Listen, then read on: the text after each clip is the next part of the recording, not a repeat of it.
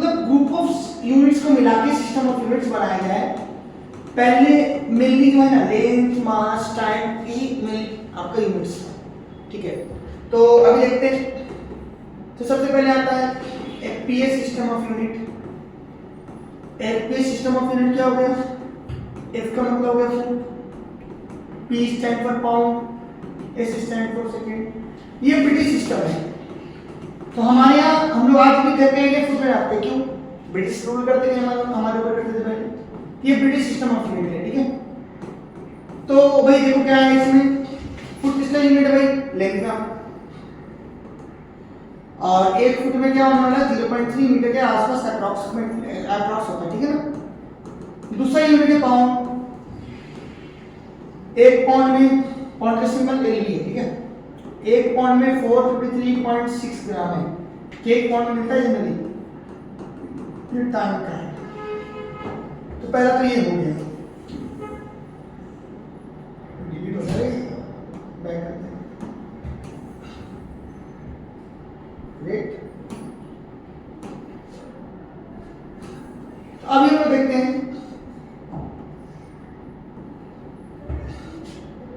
दूसरा, लोग देखते हैं। दूसरा है CGS system of unit. French system है ये, जनरली फ्रेंच सिस्टम।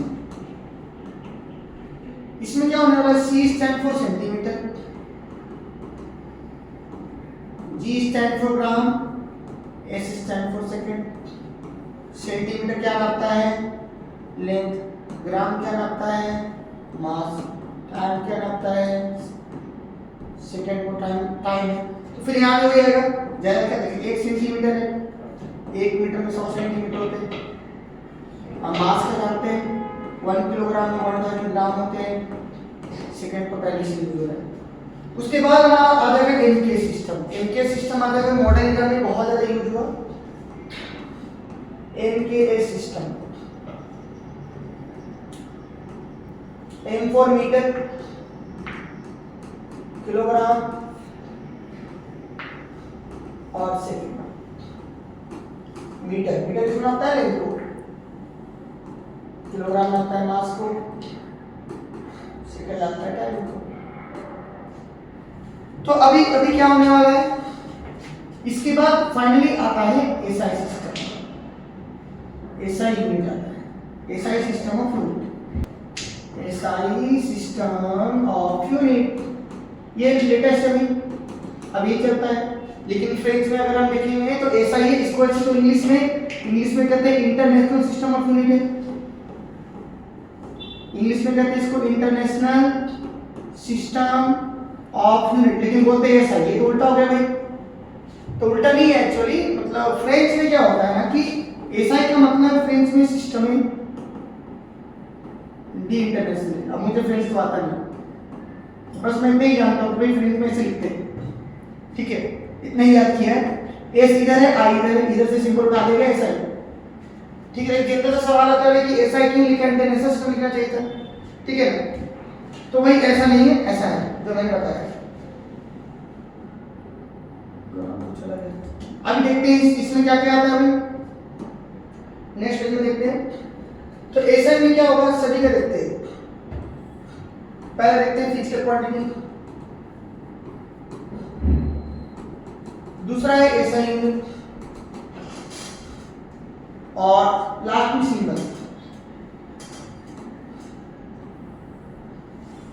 देखते हैं पहला फिजिकल क्वांटिटी, फंडामेंटल क्वांटिटी पहले साफ देखते हैं, क्योंकि अगर फंडामेंटल क्वांटिटी का यूनिट आपको पता है ना, तो आप इसकी मदद से सबको यूनिट क्या कर सकते हैं, निकाल सकते हैं कि नहीं।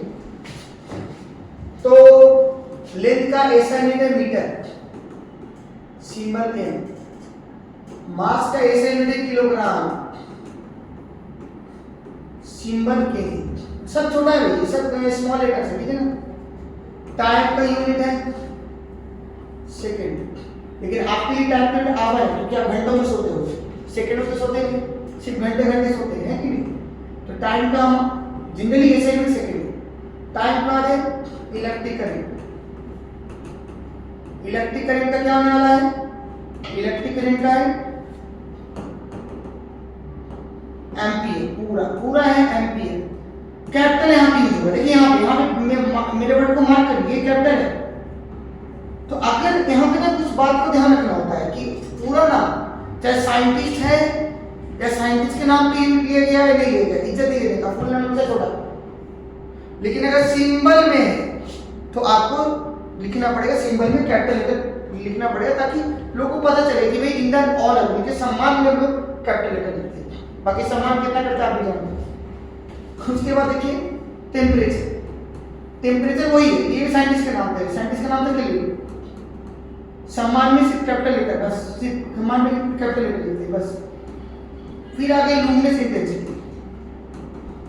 अभी मैंने सबके बारे में बारी बारी से बात कर रहा हूँ, मैं बता रहा हूँ। तो लुमिनस इंटेंसिटी क्या है? कैंडेला, कैंडेला का स्पीड और है amount of substance. Amount of substance क्या है? मोल, MOL। ठीक है, ये कहानी हो गया, क्लियर हो गया।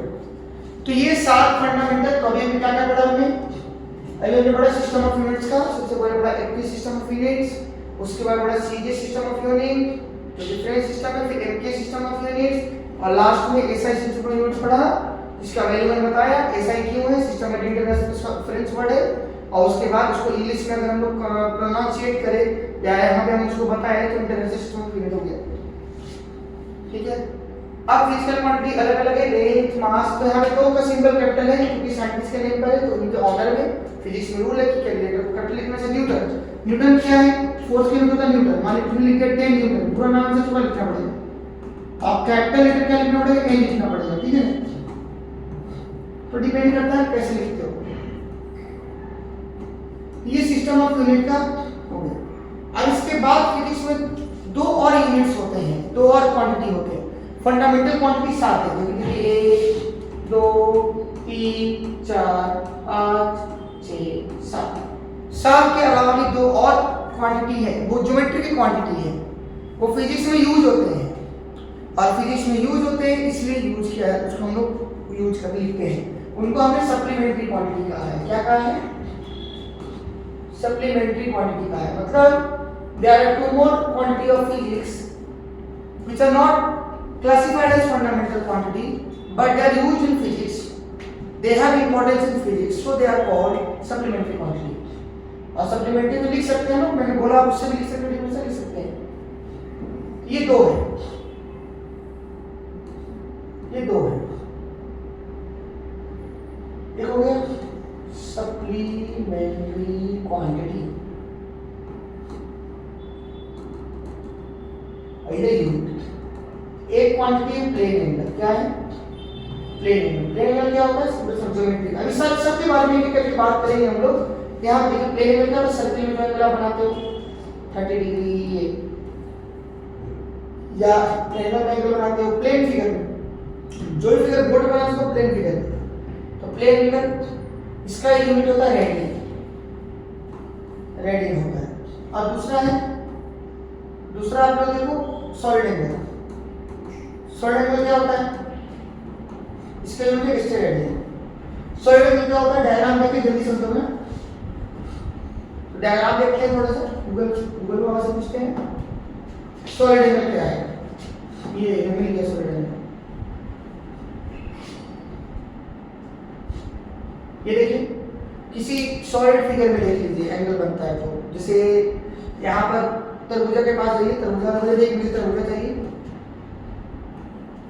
देखिए एक सॉलिड ऑब्जेक्ट है ना, इसके अंदर से काट के निकल जा रहा है, एरिया काट के निकल जा रहा है, तो जो सेंटर में एंगल बना रहा है वो है सॉलिड एंगल। ठीक है, देखो तरबूजा काटा है। ठीक है, तो कोई भी सॉलिड ऑब्जेक्ट में जो एंगल बनेगा उसको हम लोग सॉलिड एंगल कहेंगे। फॉर एग्जांपल ऐसे एक अच्छा डायग्राम बनाने का ट्राई करता हूं मैं। सर्किल है, ये तरबूजा काट के निकाला है ना। देखिए तरबूजा वाला खास करके काट के निकालता है सॉलिड एंगल खिलाने के लिए, टेस्ट बताने के लिए। देखो तरबूजा कितना मीठा है, आप खा रहे तो नहीं मीठा है। ये हमारा सॉलिड एंगल होगा। ठीक है, ये एंगल जो बन रहा है ना अंदर में सेंटर पे, ये सॉलिड एंगल है। ठीक है,